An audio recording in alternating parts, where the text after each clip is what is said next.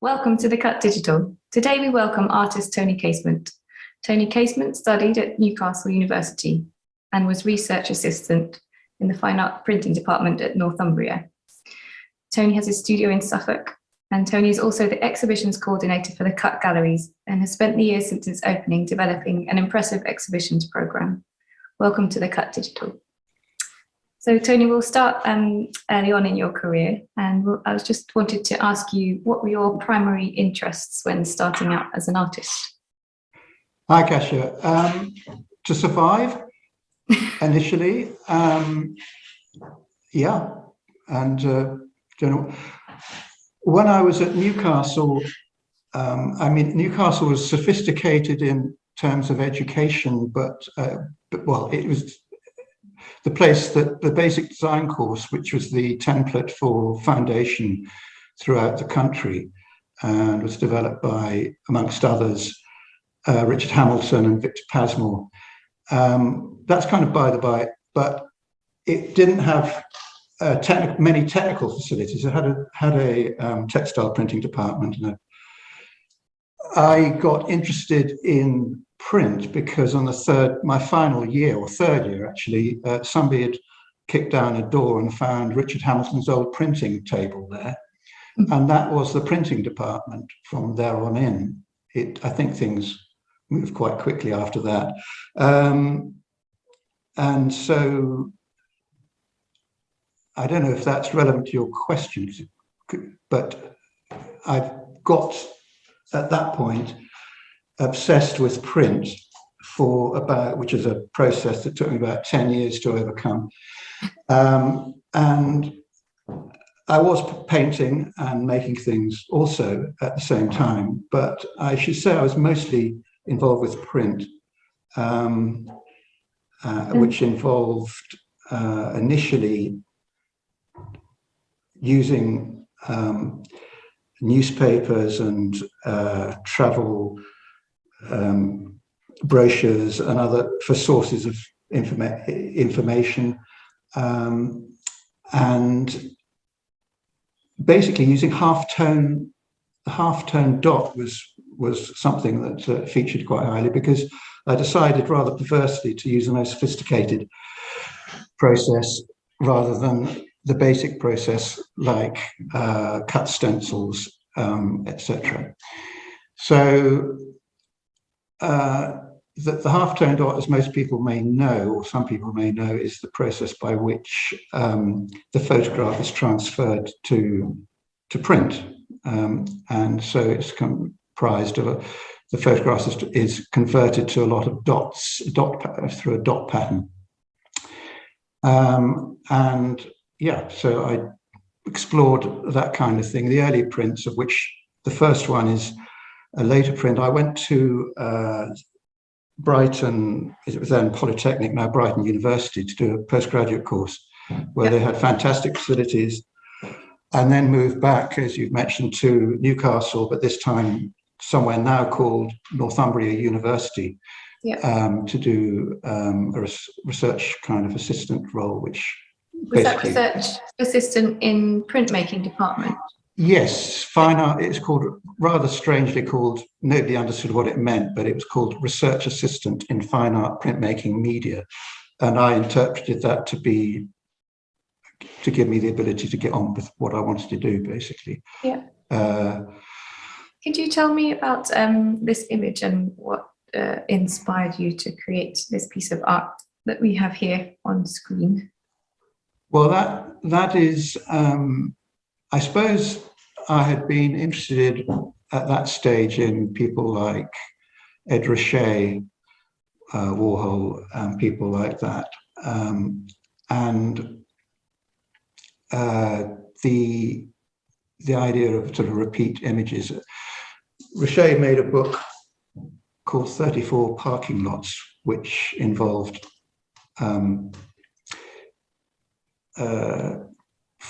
photographing in the early morning when all the car parks of Los Angeles were empty.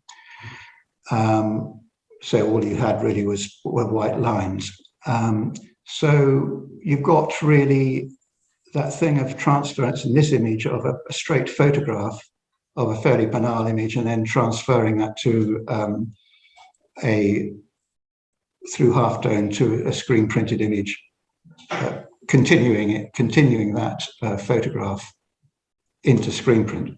If that's halfway clear. Yeah. Thank you. If we could move to the next image, Joe. So you had started to develop your interest in, I guess, surface, but you have a particular obsession with pavements. Yes, it's one that seems to have continued throughout my life, unfortunately, but I'm still trying to get through it. Yes, so with this, I mean, I did a series of these prints, some of them attempting to get away from the framed image. This and the following image you'll see, you've got the open area, which are done with hand methods on the screen. For those who know, using a liquid, a blocking thing called blue filler, which you could paint on or splatter on to block. And I'd call it the subtraction method. So you subtract various parts of the screen progressively. And that's what constitutes the bulk, the kind of rectangular open areas of the image. Yeah. And then you've got the photographic elements, which again are half-toned, actually color separated. So it's a color separation method, color reproduction of 3 manholes of varying sizes. Were they found were they manholes that you had found that you were? Well, they were ones that I photographed. Yeah. Thank you. We move to the next image.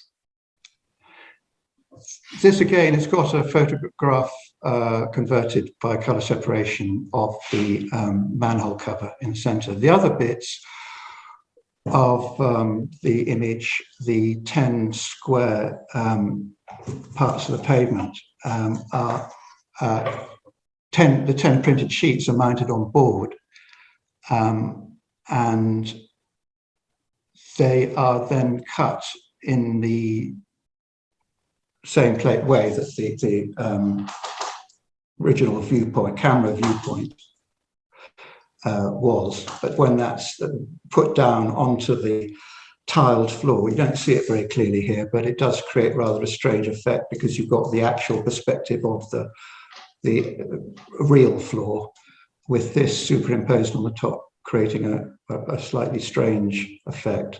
Yeah. What kind of size was this? The size of this would probably be about, overall, probably about 2 meters by 1.5. Yeah. Thank you. And if you look at the trajectory of the lines, the tiles on the floor, you can see the strange distorted perspective of the piece of artwork. Yes. Thank you. Yeah. Thank you very much. Joe, can you move to the next one, please? So I moved to London in about 1974 and managed to get, very luckily, a house through an organisation called Acme, who were an artists organisation that provided housing for temporary housing gained through the boroughs of, Tower Hamlets mainly and others, who had soon to be demolished housing in the East End. The first house I had unfortunately got knocked down quite quickly, and then I was kindly rehoused to South London. And anyway, these prints were done.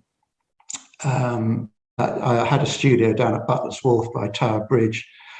There were large spaces, a lot of artists in that area, extraordinary, now totally redeveloped. But they were all spice warehouses. So you'd walk down the street and there'd be a kind of amalgam of nutmeg and cinnamon and other strange smells. And I re-met some people, friend Bob Linney and Ken Mahag, who ran something called X3 Posters, and where they printed by hand posters for punk bands and police, and also more established organizations like the National Theatre. Unbelievably printing these by hand on tables, quad crown tables. Wow. And these are all the only reason I'm talking about this is because they fly post these, as people did in those days. And this and the following print, which is about 120 by 90, were printed. They helped me out and let me use their tables to print these prints, which are a series of about 5 of this scale, referencing torn off posters. The irony is that they were putting up posters that were going to be ripped off and etc. But yeah, that's how those came about. Brilliant. But they use very direct methods, as I think I've said before, that I started printing completely the wrong way around. I started with half-tone printing, etc., and I ended up using very direct methods. Yeah. And what kind of printing inks were you using at this time? Yeah, well, that's interesting. I mean, now, of course, everything is water-based, although people do use solvent-based inks. I think I still do think that solvent-based inks have greater intensity, but then I'm old school, so I would say that it's environmentally and for your own health not great. And the kind, if you're doing printing with the number of printings that this involved, you tend to end up with cracked ink. But yeah, I think there's sort of greater depths to the image. Yeah, thank you. And move on to the next. So here, is this where you started to explore surface a bit more and working with different materials, or had you been doing that before anyway? I think it is, yes. I mean, this is something, it's a terrible photograph, I apologize for that, but it's a scanned image from 75. And it's in 3 sections. The left-hand section consists of aluminium, with the bottom section being lead. It's kind of melted and then reconstituted. And then the middle section is graphite and kind of rubbed over a surface, so you can't really see it, but there's a line running down the middle, which is kind of shows something coming through from behind. And the right section is plywood. And is a sort of given surface, basically. I haven't interfered with it at all. Yeah. Thank you. And we'll move to the next slide. That was done at the same period of time. It's got a sort of gradated, say, black to plywood color surface from bottom to top, with the edges broken on the plywood either side, and then it's got a superimposed piece of rubbed surface, concrete, I think, can't quite remember, in multicolor. I use some crayons to different colors to get rather like doing a color separation, if you like, okay, yeah. Not a very good analogy, technically, but that sort of idea. It looks like it looks very coppery from almost metallic from the photograph. Yeah, it's. I think that might be the photograph. Yeah. There was a special word for a fancy word for rubbing. I can't remember what. Yeah, frottage. Frottage. I'm trying to avoid using that, but that's the proper word for rubbing, if in an art context. Had to drop that in. Thank you. Moving on. Yeah. Well, this painting is one that I started exploring the use of segmented squares or sections, and it didn't work out. So anyway, I was left with this segmented part square. I helped some friends move to the south of France, and this was the sort of result. This is called From a Cold Flat Place to a Warm High Place. They were moving from Stradbroke in the winter to a place called Mosset near Perpignan in France, quite high up. The canvas is about 1.8 by 1.8 overall.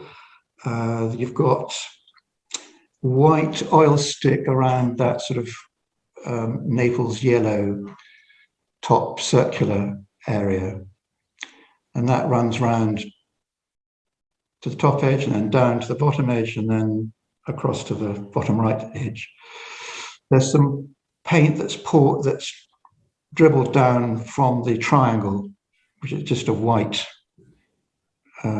streak, if you like, and then that canvas, the rectangular canvas, has kind of coppery paint on it, and it's got a yellow dot on it. Yeah. So the dots, do they have any relation to your interest in the halftone dots, or is it something completely different? I think it's just in relation to, I'm starting to use circular image as a motif. So they kind of reference, so the coppery circular bits are, I don't know if it's conscious, but they're also circular, and then there's a contrast between the sort of hand organic mark, I suppose, and the kind of hard edge aspect of it all. And have you always worked non-figuratively, or was there a time where you were doing more representational pieces of art? Yes. Well, I have.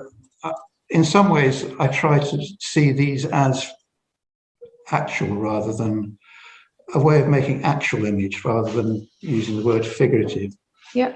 I don't know if that makes any sense. I don't really do description, but I do analogy. I mean, I'm telling you stories about how this came to be, but I don't really think it's relevant in terms of, someone coming along and just looking at it, or at least it shouldn't be necessary for me to stand there and say, well, this is this and this is this. Yeah. Hopefully it's readable visually. Yeah. Thank you. We'll go to the next image.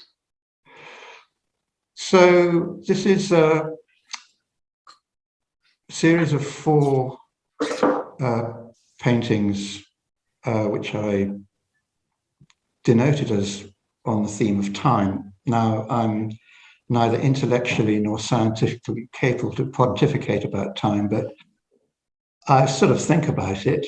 I expect lots of us do, in terms of how it's, we have a watch, or I don't, but people have watches and ways of annotating time, and it's just it's a curiosity to me anyway. So you could say these are kind of different ruminations. This one, and one that I think we'll discuss later separately, is, yes, as I said, one of 4. The the material is something called Celotex, and in this instance, it's plywood faced. On the reverse, which I have used in other works, it's got an aluminium foil frontage. Okay. So this is, And I was just wondering about time and the use of a circular choice of using a circle. Yes. Well, to me, a circle is a continuum, and rather than a square or rectangle, which is more of a sharp-edged, definitive thing. So I sort of think that about time as a kind of, well, a sort of, as a continuum, just as an endlessness, if you like. Yeah. And it's got different ways of, you operate differently with a circle than you do with a square or a rectangle, certainly as a support. You also mentioned that mirroring is something that is often an occurrence in your design, I guess. Yes, well, I would talk about structure, I suppose. Some would call it composition. I think of composition more as an internal thing, but I'm more interested in the overall structure of this way thing operates within itself and without it. Yes, I mean, that's obviously, this one's divided down the middle, so there are different things going on from one side to the other side, although, you have in this instance, you've got an inscribed cut-in line on the right side with the square. Yeah. When it's continued on the other side, it's I think it's a filled, or it's got some kind of impasto, what's the word, line imposed over it to create the square. Then there's a yellow block on the top left section. Yeah. Yes, I mean the mirroring is a feature of the work. I can't quite rationalize it, but it's a way of, and it's right from the car park one, which had two parts to it. It's like two versions, if almost. Yeah, thank you. We'll move on to the next image.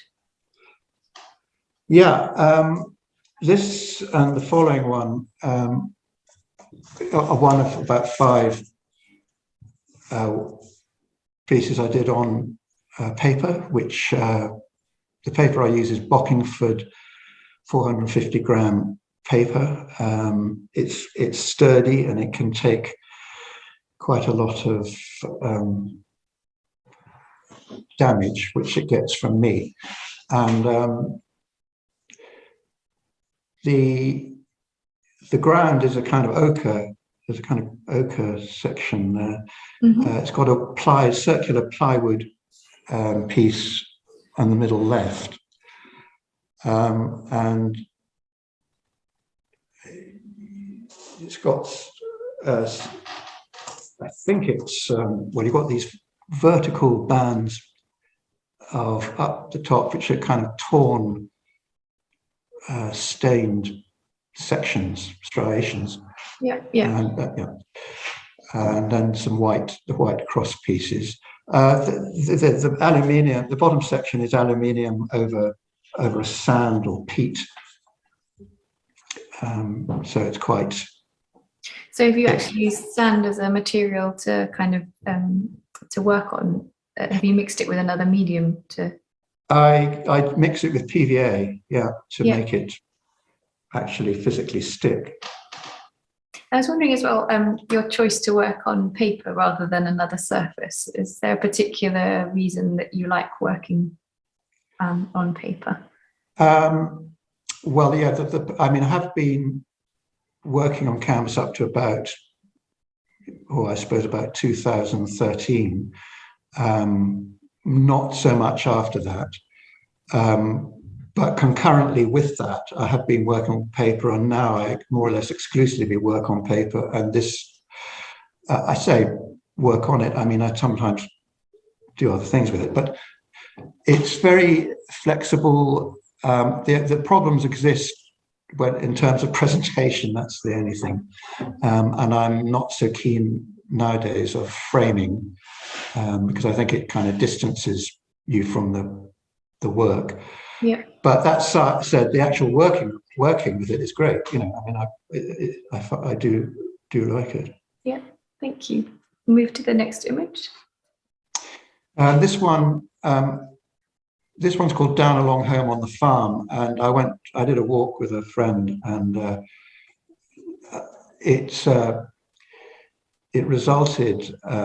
this resulted from that walk, and also reading a book lent to me called The Killing of the Countryside by Graham Harvey. Basically, well, Graham Harvey was the agricultural story editor for the Archers, but he's also a very knowledgeable conservationist, etc. And he was discussing the effects of modern farming methods. And the walk, we ended up, ironically, we were staying overnight, and perversely decided to somehow end up in an intensive pig farm, which was also doubling up as a bed and breakfast. But c'est la vie. Thank you. Thank you. And you often, can you tell us about some of the materials that you use here? Because it looks really interesting. Is that the kind of silver grey? Yes. Yeah. On the left top section, there is oil bar. There's the circular elements are aluminium paint. Okay. Yeah. Then the whites, drawn bits, if you like, are also white oil bar. And the underpainting, I suppose, as you call it, is acrylic. I think. And the white right. on the left-hand side underneath the red. Yeah, the white circle is the colour of the paper, as is the section above it. Yeah. So I haven't worked on that. Yeah, it's like lovely. I like that one. Can we move to the next piece, please? So I thought, with regards to this piece and others like it, I just wanted to ask you if you feel that you are a painter or someone, or do you see your artwork as paintings or assemblages, or sometimes they're very sculptural? Where do you see yourself sit? Yeah, well, I mean, I think I don't fit. You know, if you were to speak to someone like Clement Greenberg, who is the great proponent of abstract expressionism and leading critic at the time, I certainly wouldn't. He said by his definition, flatness is unique to painting. Manet described painting as an application of paint on a flat surface or a stretched canvas. By neither of those two definitions do I qualify as a painter. I'm not sure if that matters or not, but anyway, that I'm an artist who uses paint. And do you see yourself as? I think we spoke about this before, about your the process and the way that you go about creating your artwork, and what it is that you're interested in. And I guess it's perhaps about arrangement and structure sometimes with the materials that you're using, and kind of building in that way. Yes.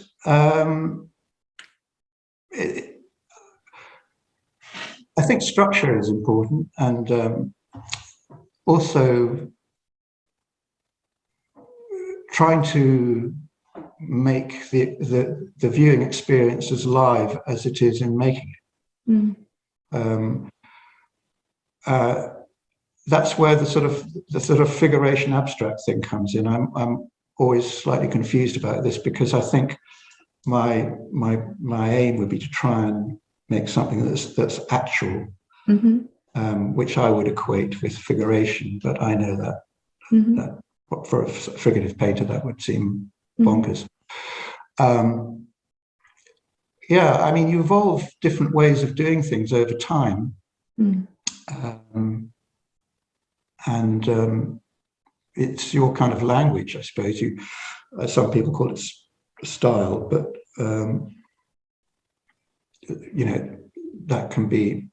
that can change. Yeah. Thank you. Can we move to the next piece? Yeah, this one was. I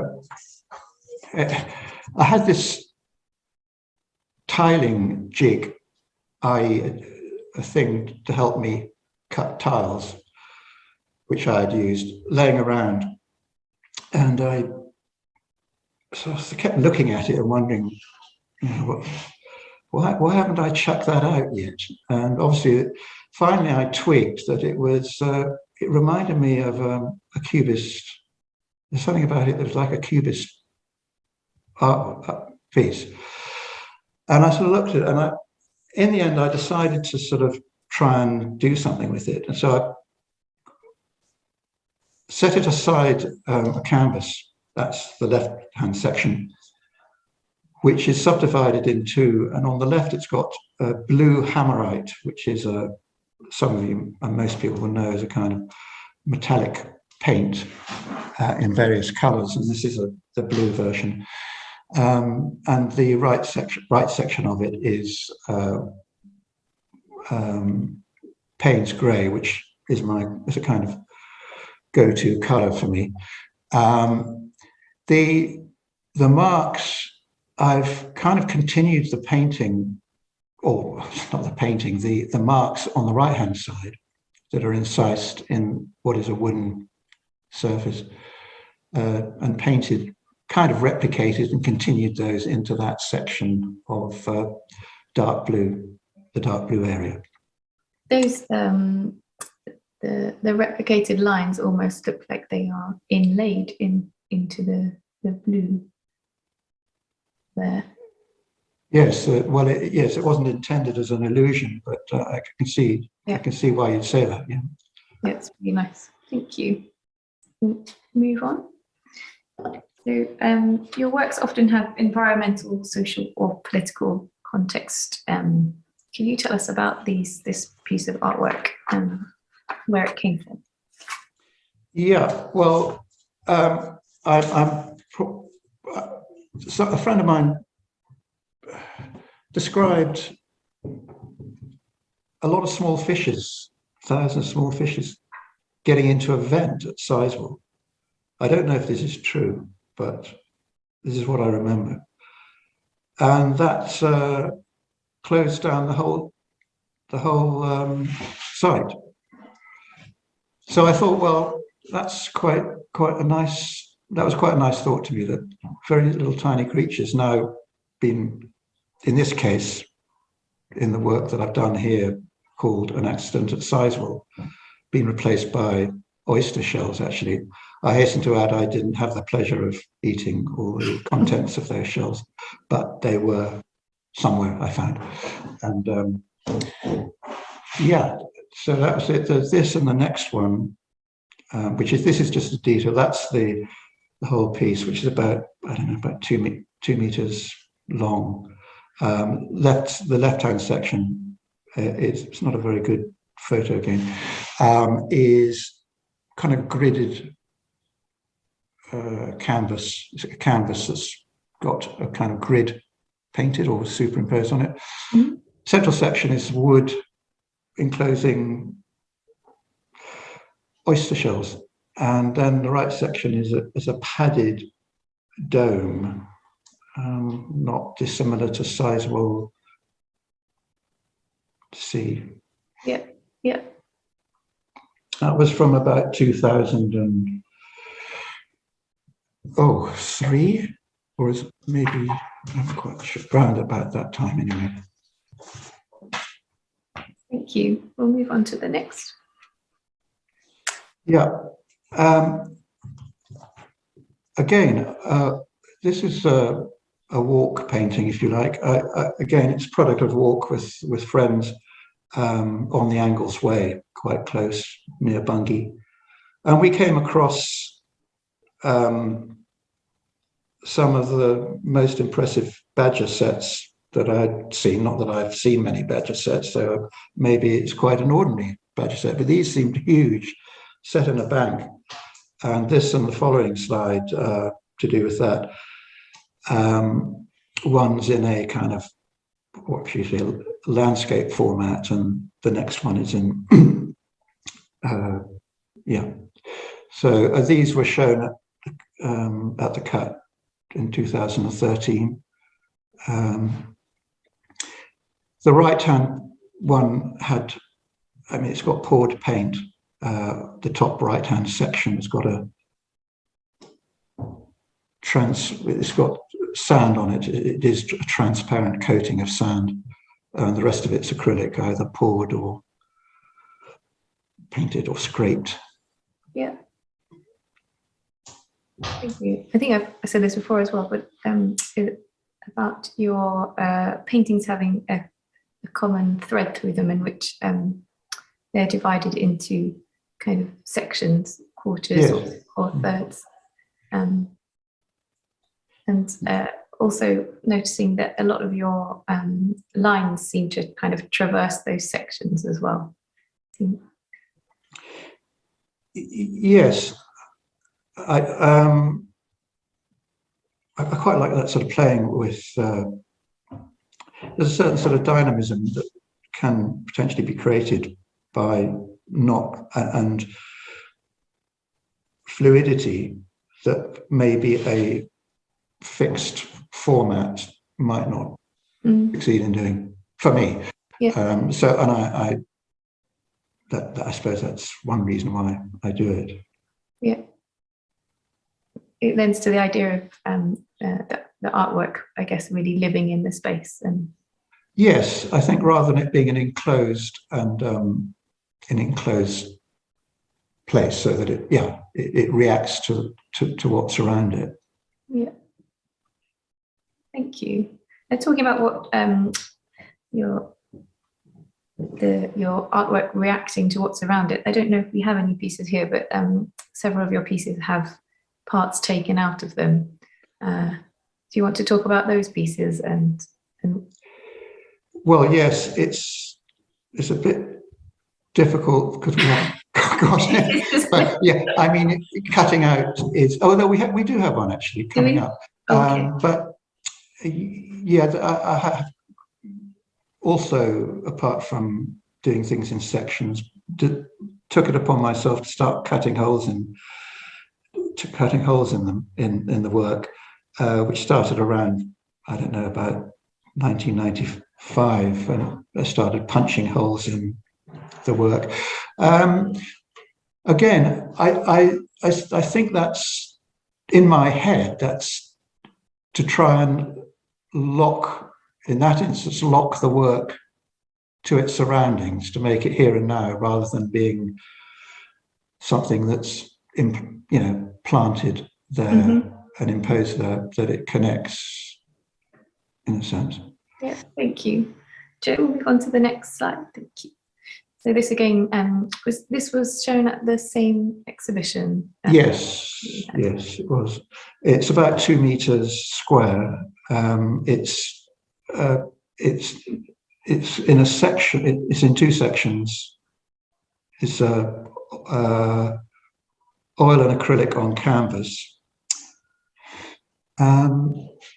It's not subdivided half and half. I'm not sure what the proportions are. The left section has a huge swathe of lime greenish goo, it is a kind of, I mean, I spent a certain amount of my life in cities, and, but now the bulk of my life actually in the country. So so whereas the earlier work is shown as quite very urban, this is, although it may not look like it, it is, relates to, it's called partially observed landscapes. And one of the inputs was a pond near where I live has this pond algae on it, which is extremely fluorescent and strange. The right section, I can't remember quite why that's there, but anyway, it's black painted with scraped out, and then some sections repainted back in over those scraped out sections. Yeah. And then you have a centrally imposed square there with a kind of brown and yellow bit. I think we have a head-on shot actually of this painting next. Here we go. Yes. Yeah. I'm thinking of the blackness of the water that you get when you see it, kind of the dark reflected. Yeah.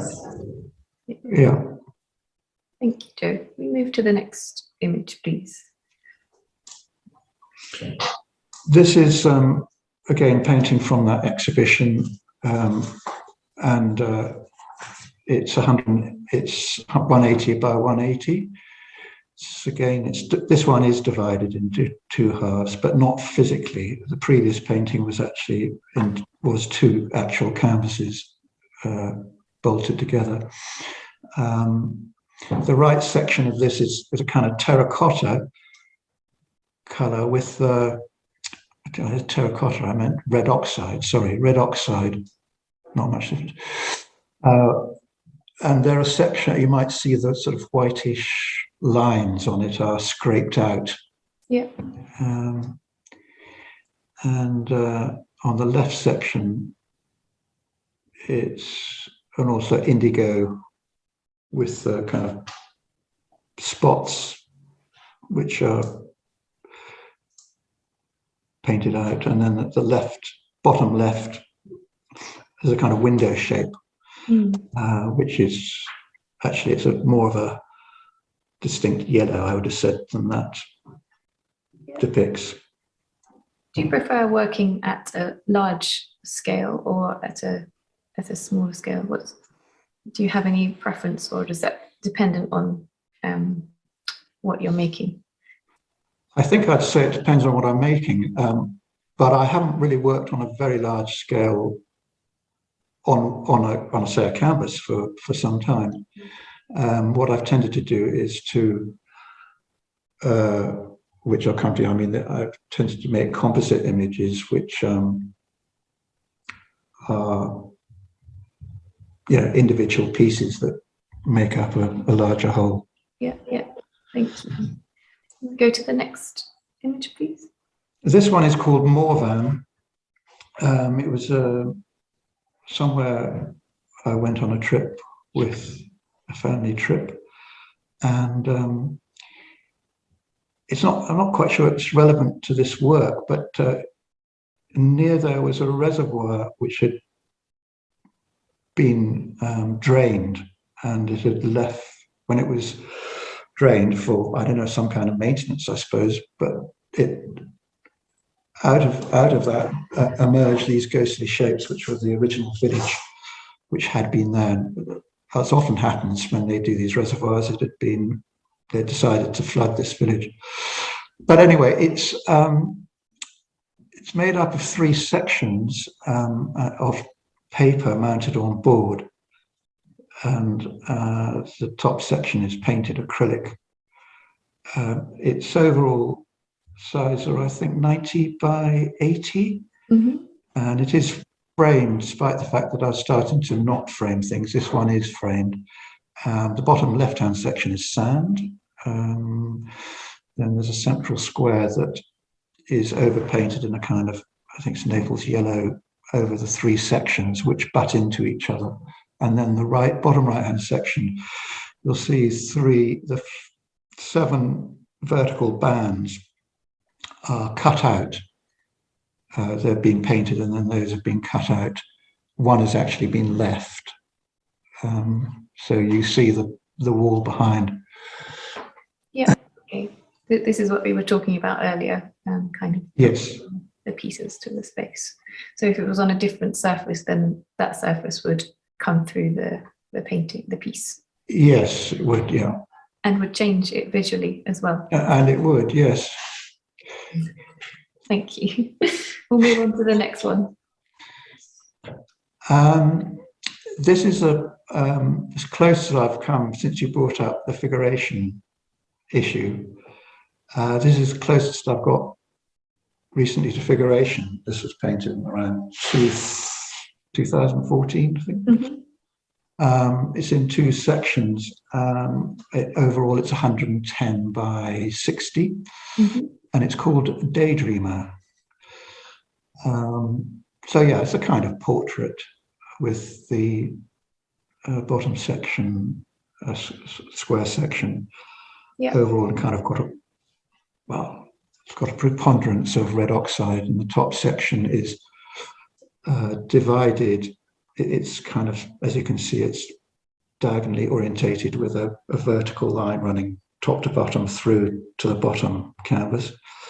The section top right has a little dot, have those circular pieces. Those are, those are tap washes. Okay, yeah. Which is neither here nor there, but I only say that because they're a kind of relief effect, if you like. Do you go looking for kind of objects like this, or do you use what you found, or do you find pieces and then think that it's a mixture of both? But I mean, I think for this I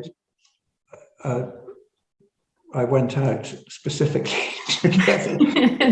I don't sound, it's a bit strange, but yes, I decided I needed that for that. Thank you. We'll move to the next one.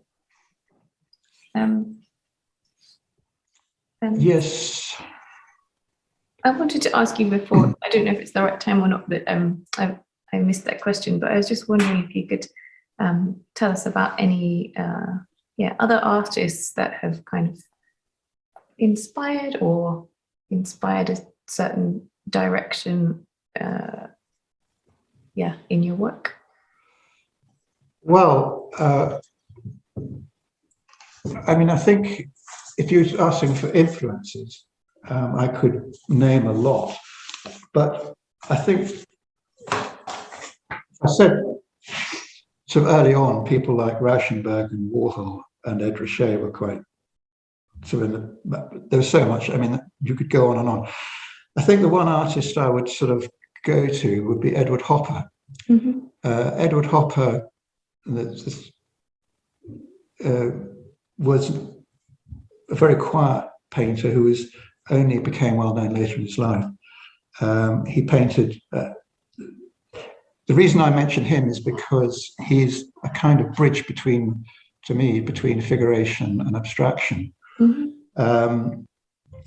A year before his death, a year before his death, he painted, or 2 years before his death, I can't remember. Anyway, he painted, a year before his death, he painted a painting called Sun in an Empty Room, showing a shaft of sunlight projecting into a room through the window and creating a sort of geometric shaft of light. It's only a small painting. It's probably 76 by 60 or something like that. And he was shown in the 1966 Sao Paulo Biennale, which was quite a big, prestigious exhibition. And there were all the young guns at that time, people like Jasper Johns, Robert Rauschenberg, and on and on. And he was the invited artist, and a year later he died. So he had this connection with the new generation of painters, new generation at that time. So he was born in 1888 or somewhere around then. So he was 84 when he died. So he kind of transcended, or he went through. He was a kind of classic in a way because he covered a lot of ground. Yeah. A lot of change.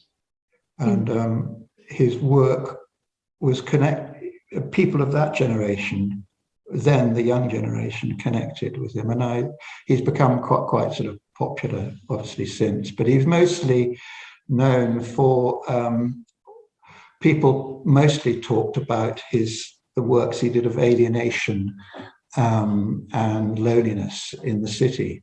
Yeah. But actually, I think he's much. There's lots of other aspects to him than that. Yeah, thank you. We'll talk about these series of images. They are inspired by a place.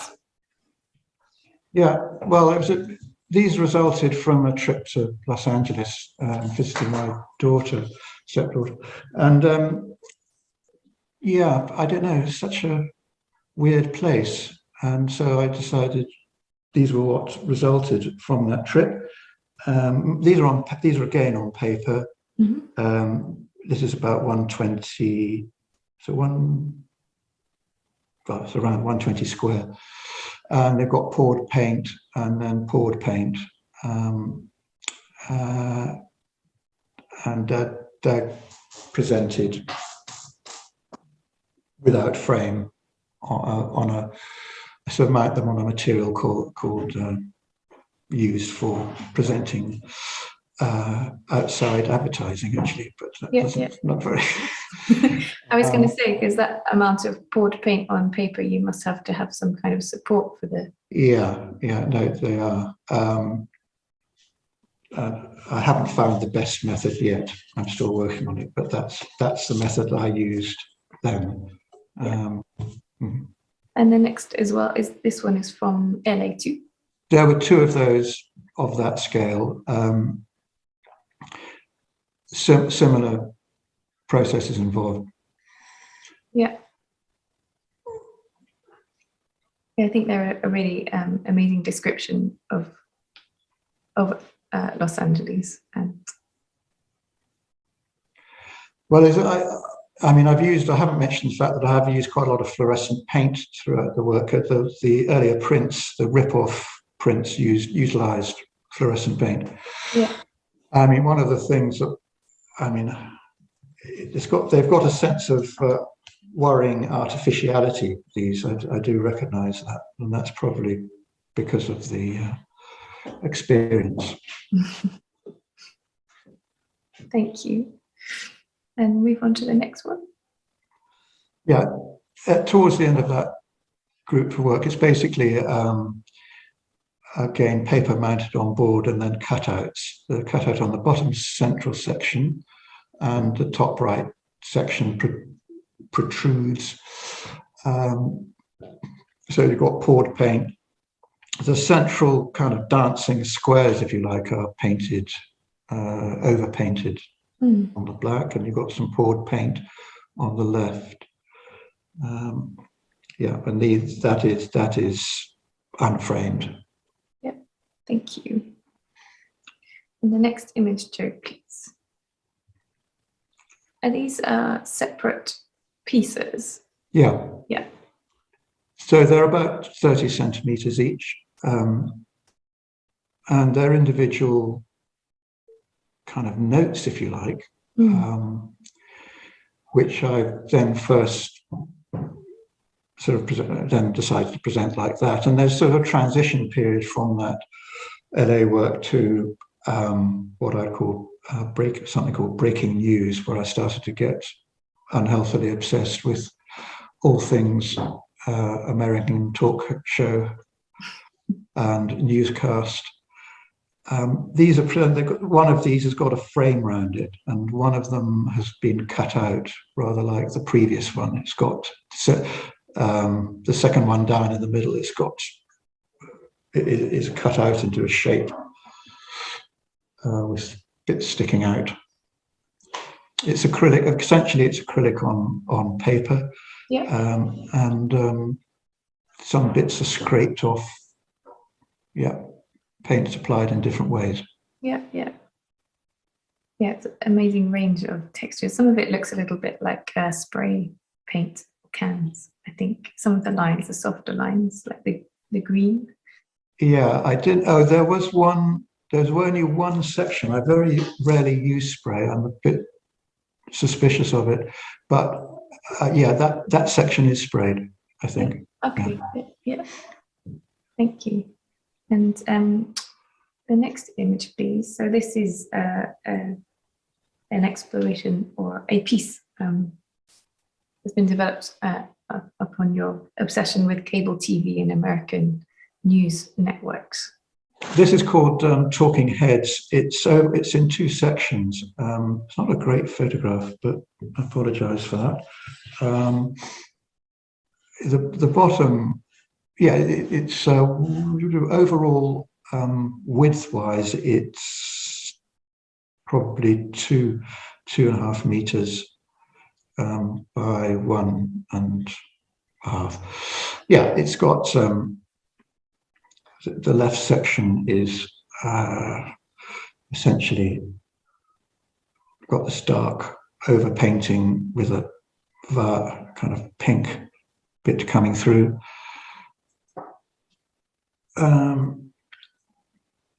Yes, that is one of the first talking heads that's again mounted on a die bond and hung without frame. Thank you. And this is the next image. And this is an installation that you've done. What that is that there were several in the series of the Talking Head series. That is actually the installation at a place called Skipping's Gallery in Great Yarmouth, which I shared with my colleague Jack Crampton in 2017. Is actually this sort of concertina effect. It's back to back with another of the works, Talking Heads, and it's overall it's about 3 meters. So there's on the other side of that work is another work, and that's the outside. This is viewing from outside the gallery. Okay, yeah, I see. Yeah. The work is, there is the bottom in each section. There is fluorescent paint used on this, and some of it's scraped. So some of the marks are scraped out from a ground painting of, I think it's Payne's Grey, and there are other things going on. Thank you, Tony. This is the last image we have here, but we are going to be visiting you at your studio where we will be able to see some of your works on paper. So I look forward to seeing you there. Thank you so much for today.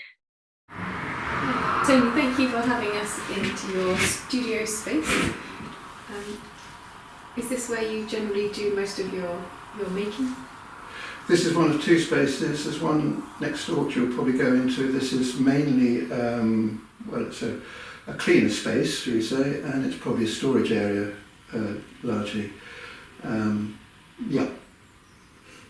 And we have this piece on the wall here. This is an earlier piece of yours. Yes, this is from 1995. It's from a series called Time series. One of which is already we've discussed. It's made of a material called Celotex, and it's about 10 centimeters thick, and it's plywood on one side and aluminium foil on the other. In this case, I've cut it down the middle and reversed one of the segments So you've got plywood here, and you've got aluminium foil there. It incorporates, which I don't often do, two elements, found elements, one a piece of copper and one a plastic bottle. The plastic bottle has been chewed probably by a dog, I think we can safely say, and the other's got holes in it where they come from, and they were found on Sizewell Beach. So this one is called Time Series Sizewell. It's got an inside sort of square element which is painted on the right. I can't even remember what it is, that paint. I think it might be aluminium paint, and the left hand side's got blackboard paint with oil bar over with some incised holes in it with red painted over. Yeah. Was this part of a series of works? Series of 4, 3 of them that size. The other one was 2.5 meters in diameter. I mean, time is a sort of social construct, as I see it. A circle is a continuum, which I think I've alluded to before in my mind, anyway. So those are the things I was sort of thinking about and how this came about. I developed an unhealthy obsession with all things Trump and also talking heads on American TV around about 2017. This is part of, these two bits are part of 4 sections that made up a total image, and for various reasons the other 2 aren't available. But I put them up to show the sort of mark making, etc. But they are indicative of the series called Talking Heads, of which I've talked about in the previous section.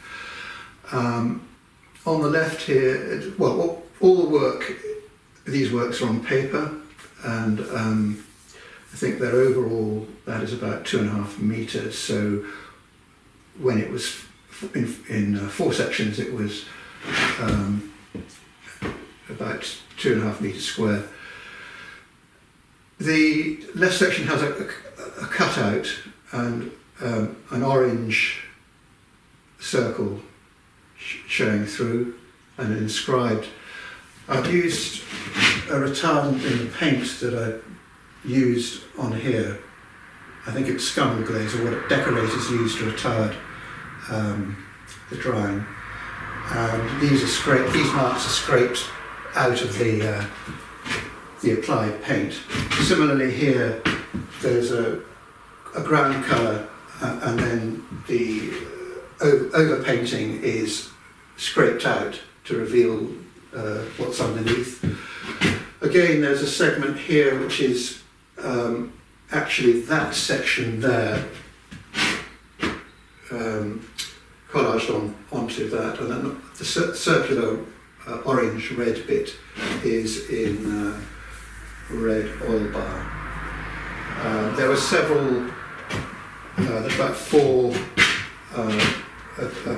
versions of this Talking Heads series, some of which have already been seen.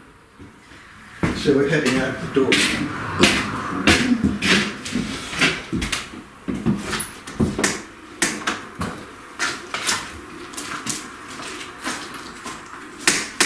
He's lucky enough to have 2 studios, and we're in the second studio. So this is a piece that you had up at your exhibition at Skipping's gallery, is that correct? That's right, yeah. And it is a kind of transition. I did a series of similar multi-unit pieces called Breaking News prior to this, which were more elements. They're more like notes. I think I referred to it in our previous conversation. and they were smaller, they were about 250 centimetres square, whereas these are more like 300, 350. And so this is a transition between that and the sort of talking heads to more to the Grenfell end of things. The circular element being quite a feature in this. They're all either on paper or, as you can see, collaged elements on board, something called die bond. Then you've got, on the top left-hand section, you've got a kind of cylindrical reel that unrolled around the board, and then you've got the middle section, you've got a circular-ish aluminium element that's loosely placed over the top of the square. This right-hand section has got a found object, also replicated at the bottom sort of middle area, and then there's another, this time rather than a cylindrical, you've got a spherical roll, which is more kind of chaotically rolled up, and then you've got a very orderly laid out strands on the board behind. Is that something that you're interested in? Ever the kind of the difference between order and chaos? I think you could say that, yeah. I think it reflects my kind of life view and my inability to deal with it. Yeah. Would you consider that any of these pieces, would they work as individual pieces, or are they always together? I think in this case, probably they wouldn't work together. I mean, they might on some level, but I see this as one overall piece, whereas the previous work that I did in this format was a number of small things that could be interchanged, really. Yeah. And they were more like, they were kind of notes or notations rather than trying to make an overall image. Yeah, okay. Thank you. Thank you, Tony. Thank you so much for having us in your studio today. It's been wonderful to see your space. It's been a pleasure. These two are the start of what might be something or might be nothing. They're two-sided works on paper. Kind of the result of a walk. It's a walk that I do quite often down this lane next to us towards the fen reed beds, and then over the Blythe, down Blythe estuary to Southwold. So you have on the left image subdivided into half. It's got a cutout, this sort of ziggurat, whatever you call it, shape, cut out, and on the right side is sand, which I've used before. How have you attached the sand to the paper? Yeah, well, I just paint PVA onto the paper, and then throw the sand on, and I do that in succession until it's covered, if I want to cover it. Sometimes I leave it so it's see-through. It almost gives it like a kind of fabric-y texture, Yeah, so it's quite an even covering. It gets quite heavy. Yeah. The bottom left-hand bit, which is poured hammerite or similar gloss paint, I can't remember which, and the rest of it is acrylic on that image. This right-hand section has just got a kind of a dirty wash of blue acrylic, and then there's a cut-out section on the top which is collaged on there, which just comes out of the bottom section, the left-hand section. So it's kind of recycled. So if I turn it over,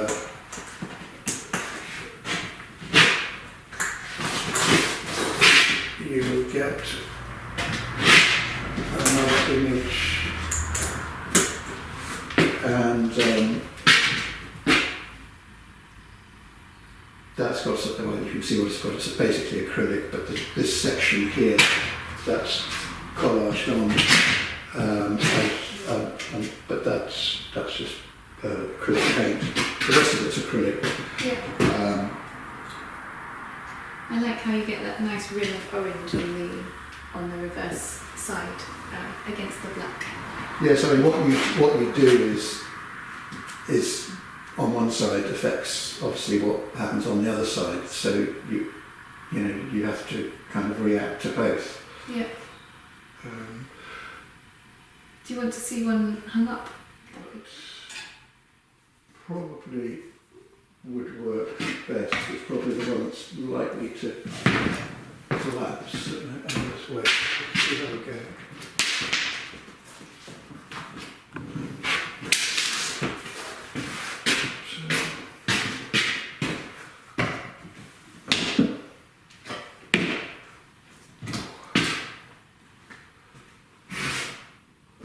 So I'll do it that way around. And the overall shape of a piece, is that something that you're working with as you go along, or are you working within a set kind of parameter? Well, I'm not. One of the things I didn't want was to have a kind of very hard-edged rectangular. I'm trying to avoid that. So I rounded off these edges and cut out bits, which is something I've done in the past. I suppose because that takes it away from being in a sort of classic pictorial format, and it makes it into more of an object, or an independent object. Yeah. Thank you. You returned to printmaking recently, and this is some of your more recent works in print. Yes, after a small gap of 45 years, this was an excursion into print. In collaboration with Nye Gooding and Ben Gooding of Cut Editions at The Cut. This is an edition of 50 each. There are 5 prints in the edition, in the series, and they were made as a box set called Breaking News. It actually refers, or was a reaction to the Grenfell Tower disaster, which fired me up a bit, or to say the least, one of the greatest institutional failures of our time.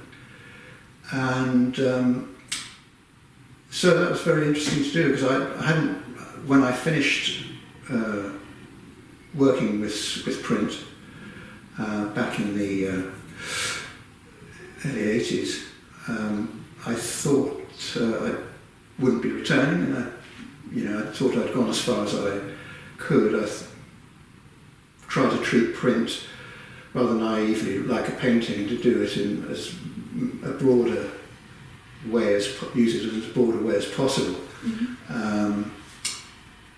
Anyway, so this is the first image here. It's actually got has got half tone. So if you look on this image, it is a photographed squeezed pigment. So you squeeze the pigment and then photograph that? That's correct. Well, yeah, it was photographed, yeah. And this is also a hand-done mark, but done photographically. Okay. And they're about 300 centimetres. They're printed on Fabiano paper.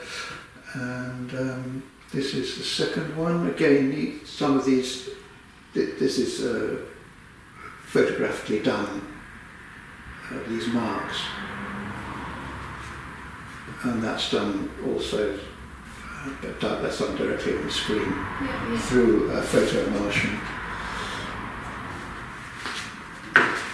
The quality is wonderful, isn't it? Because you get that real richness in the textures and the different marks that you.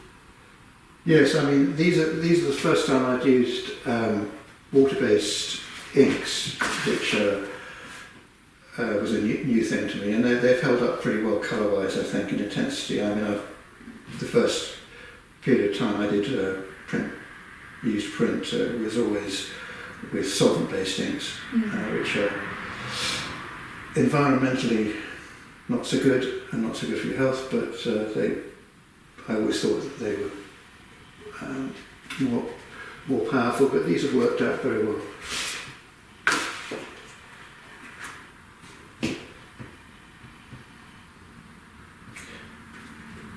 This previous one has I mean, some of them are 2, some are 3 colours, and this one that I was looking at before, that's got a blend in it.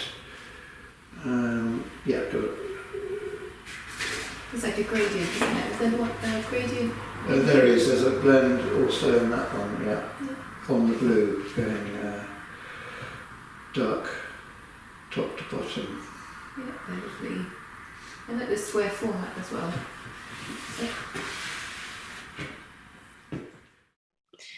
Tony, can you tell me about your work as a resource person for health images? Yes, my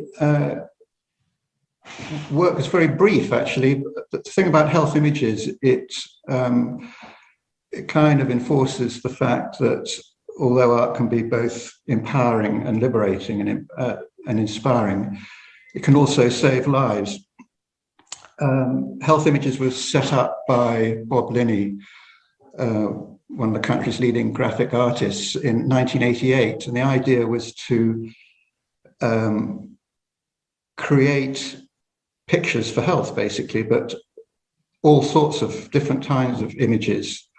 But the important thing was that they were created by communities that were those images were going to be used for health messaging.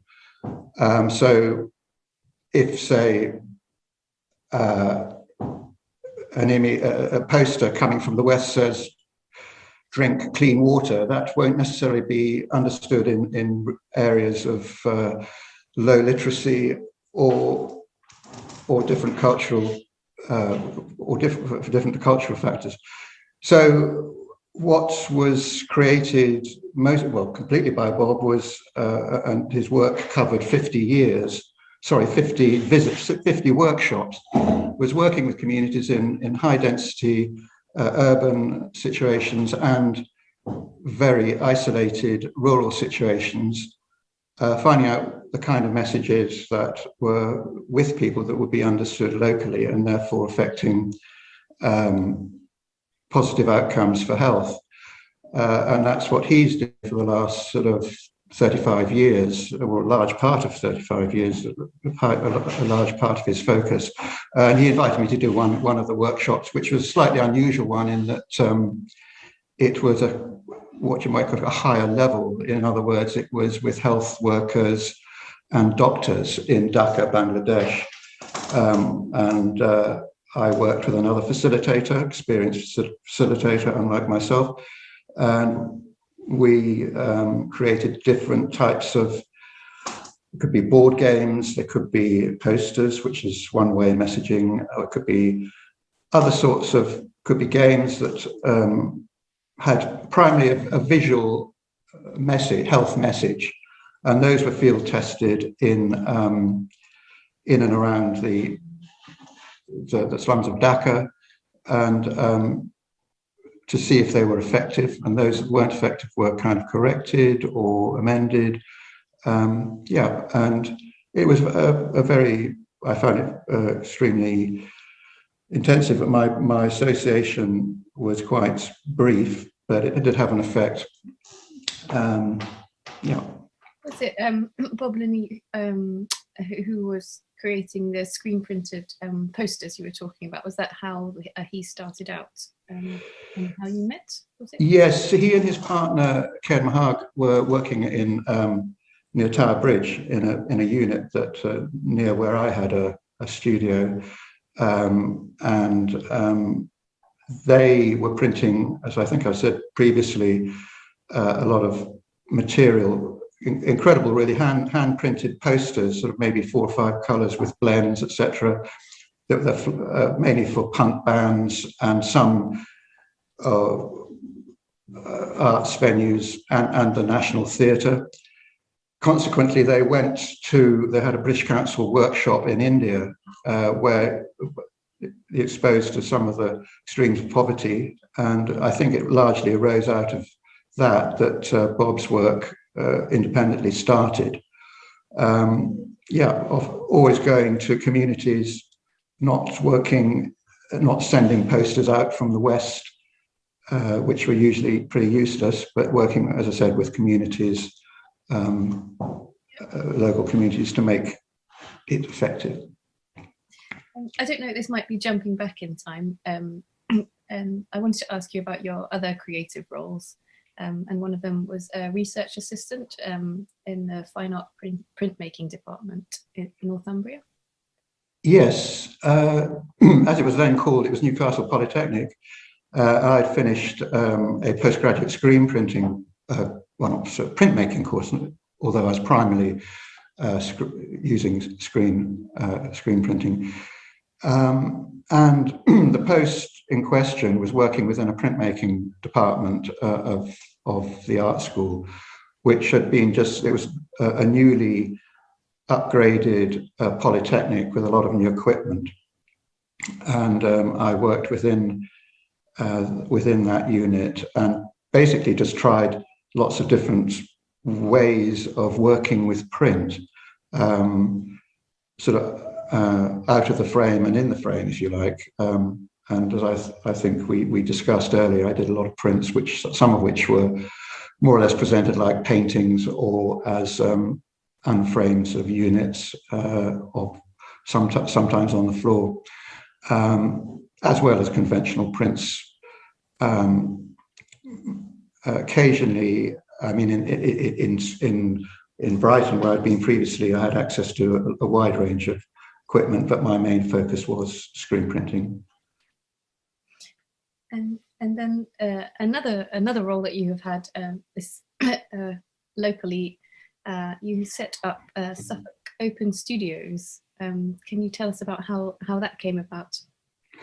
Yes, well, Suffolk Open Studios, I mean, the Open Studios, even then, and we're talking around about 1990, were pretty well established throughout the country, although there hadn't been one in Suffolk. The person who instigated was the late Alice Pauser, who was a ceramic artist and potter, along with, again, Bob Linney, who assisted with the publicity. In fact, his logo is still used by the current Suffolk Open Studios. And I saw it more as a communication system between artists and the public, thinking that it was quite a nice way of demystifying the process for artists to open their doors to people who might only otherwise see the finished product and not know the ways in which artists went about things. That was my motivation. We had meetings up where I then lived in Oxford by a lot of artists. They were good fun and quite exciting, sort of good discussion. For the makers, I think it was more of a commercial opportunity, and that's fine.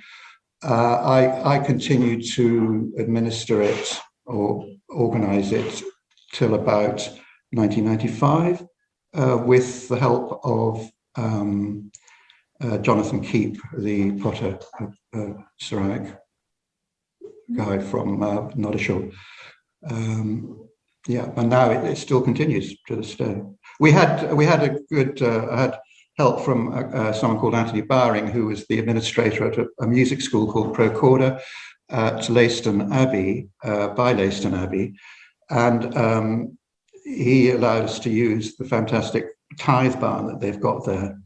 And we had, I think there'd be kind of exhibitions for people to see and focus on anybody they might like to then want to go and visit. Yeah. Yeah. And was it shortly after that that you took on the role of visual arts coordinator at the Cut? Quite a big gap, actually. I was visiting the Cut in all its glory once it had been renovated, with all the work that James Holloway and Caroline and all the rest had done. And I was asked if I would want to take on the exhibition coordinator role. Can you tell us about the role this role? Yes, sorry? Can you tell us about your role as a coordinator?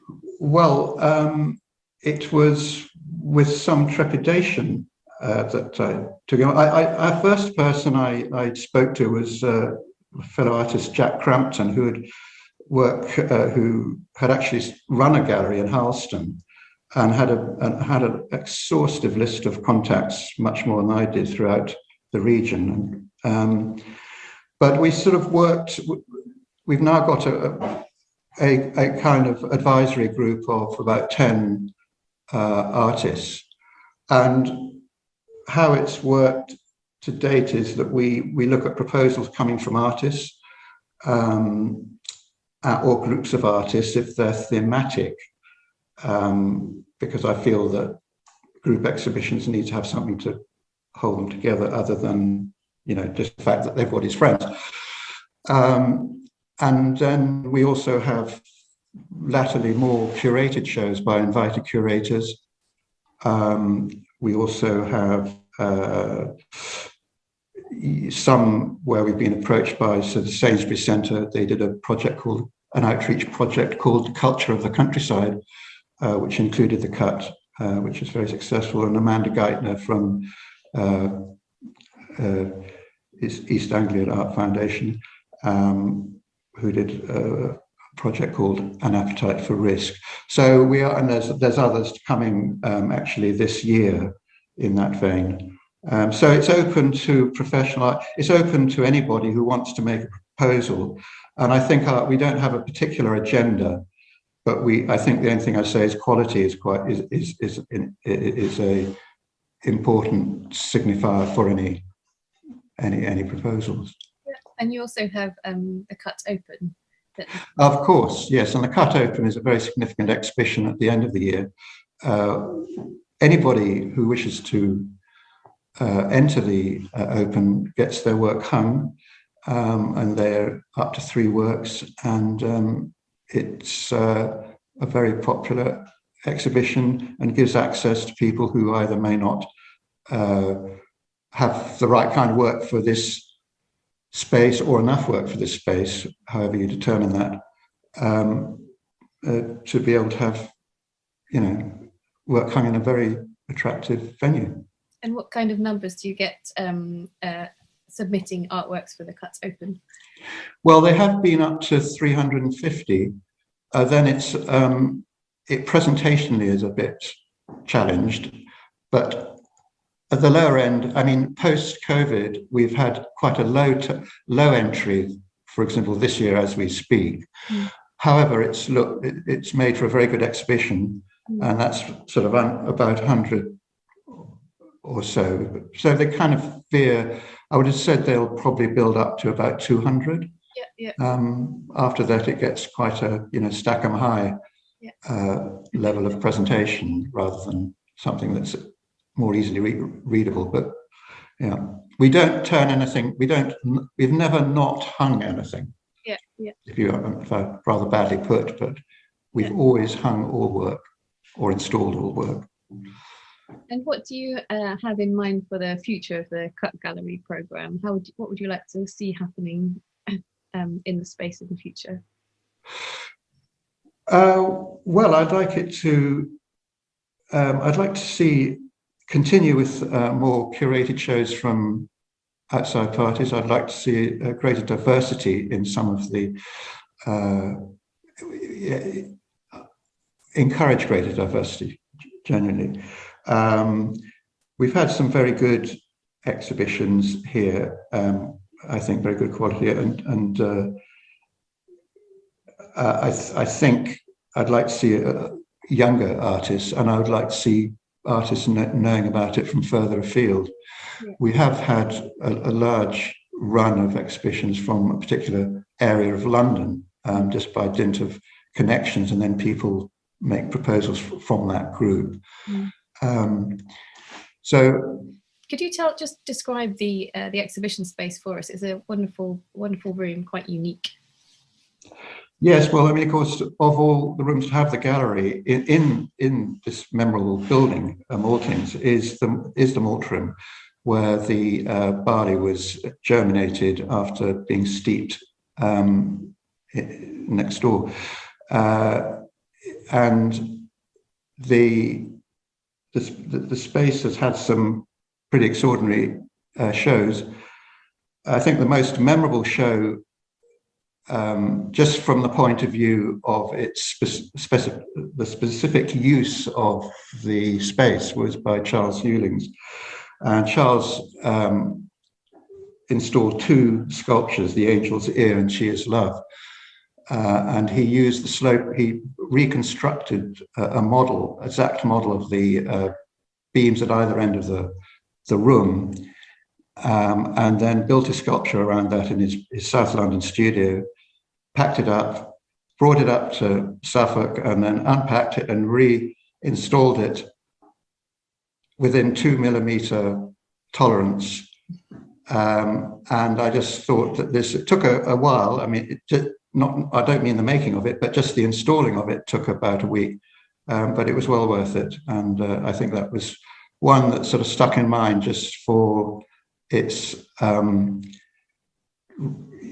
application to the use of the malt room space. Yeah. So he'd reconstructed, there's beautiful metal girders in the room, isn't there? He did them with MDF, I think, in his studio. So I mean, he did them to an exact spec of what's there, and then built his construction around that, or both constructions around that, and then deconstructed them and then reconstructed them here in the malt room. Okay, and